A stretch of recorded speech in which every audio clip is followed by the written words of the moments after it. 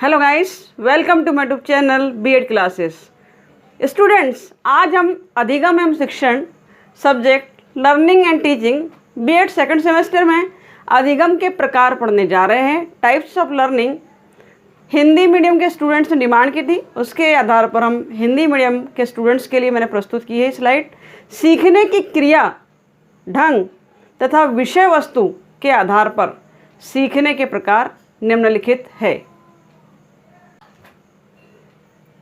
संज्ञानात्मक अधिगम पर हम बात कर रहे हैं, जिसे इंग्लिश में कॉग्निटिव लर्निंग कहा जाता है। हम पढ़ चुके हैं ब्लूम टैक्सोनॉमी में कॉग्निटिव डेवलपमेंट क्या होता है। आइए देखते हैं।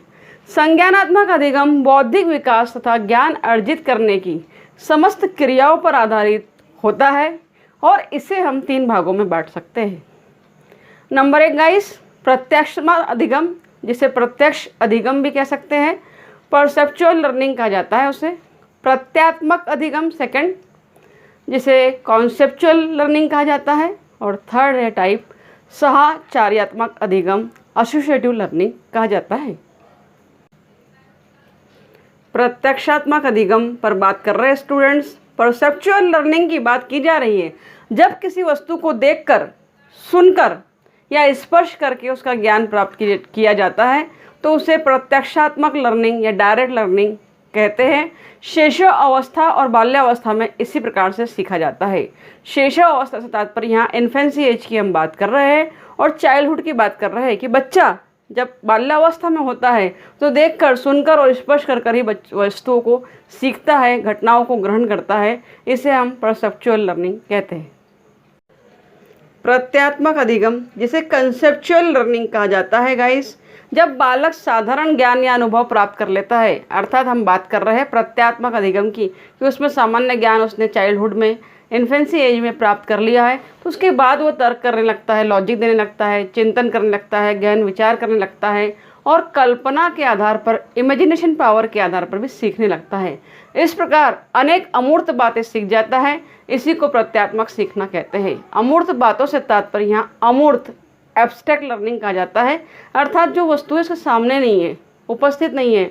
हम किसी पेड़ की बात कर रहे हैं, बरगद के ट्री की बात कर रहे हैं, नीम के ट्री की बात कर रहे हैं, वो सोचता है, समझता है और उसके दिमाग में कल्पना आ जाती है, चित्र आ जाता है, उसके आधार पर सीखता है। इसे ही हम कंसेप्चुअल लर्निंग कहते हैं। नेक्स्ट लर्निंग हमारी है साहचर्यात्मक अधिगम, एसोसिएटिव लर्निंग। जब पुराने ज्ञान तथा अनुभव के आधार पर किसी नवीन तथ्य को सीखा जाता है तो उसे एसोसिएटिव लर्निंग या साहचर्यात्मक अधिगम कहते हैं। प्रत्यात्मक सीखने में साहचर्य होने की क्रिया स्वाभाविक रूप से होती है। अब इसको एक एग्जाम्पल के माध्यम से स्टूडेंट्स हम समझते हैं। उदाहरण के लिए, आप साइकिल चलाना जानते हैं, आप उसके पश्चात आप नई बाइक लेते हैं और बाइक सीखने लगते हैं, तो आपको पता है कि साइकिल पे बैठना कैसे है, पैडल मारते थे आप, वहाँ पैडल नहीं घुमाने हैं आपको, ब्रेक कैसे लगाना है, बैलेंसिंग कैसे करना है, कुछ चीज़ें आपको पता है। तो पुराने ज्ञान में नए अनुभव को जोड़कर जब हम कुछ सीखते हैं तो वो हमारी कहलाती एसोसिएटिव लर्निंग। जैसे 2+2 आप जानते हैं कि 4 होता है, 2 × 2 दे दिया गया है आपको, तो आप थोड़ा सा पुराने ज्ञान को रिवाइज करते हो, फिर सोचते हो कि इसमें प्लस किया था, इसमें हमको जोड़ना है, इसमें गुणा करना है, और इस तरह हमारे ज्ञान में वृद्धि होती है, तो कहलाती है साहचर्यात्मक अधिगम। नेक्स्ट लर्निंग है हमारी संवेदात्मक लर्निंग या अधिगम। इमोशनल लर्निंग इसे कहा जाता है। उस सीखने को संवेदात्मक अधिगम कहते हैं जब सीखना संवेदनशील क्रियाओं द्वारा होता है। इस प्रकार के सीखने में गामक क्षमताओं का प्रशिक्षण होता है, अर्थात जिसके माध्यम से शारीरिक अंगों का संचालन हो, वो गामक क्रिया कहलाती है। इसमें किसी कौशल के कार्य, कौशल से तात्पर्य यहाँ स्किल से है, स्किल के कार्य को सम्मिलित किया जाता है कि आपकी कोई ना कोई स्किल डेवलप होती है। चाहे हम तैरने की बात करें, चाहे हम साइकिल चलाने की बात करें, चाहे टाइपिंग करने की बात करें, चाहे कंप्यूटर चलाने की बात करें, तो आपकी एक स्किल डेवलप होती है। संवेदन क्रियाओं के माध्यम से उसे इमोशनल लर्निंग कहा जाता है। नेक्स्ट लर्निंग हमारी है गामक अधिगम, डायनामिक लर्निंग। गामक अधिगम जिसमें सीखने में अंग संचालन तथा गति पर नियंत्रण की आवश्यकता होती है। आपके जितने मूवमेंट होते हैं, बॉडी मूवमेंट, उस पर आपको नियंत्रण, उस पर कंट्रोल करना होता है, उसे हम गामक अधिगम कहते हैं। इसमें समस्त शारीरिक कुशलता के कार्य सम्मिलित किए जा सकते हैं।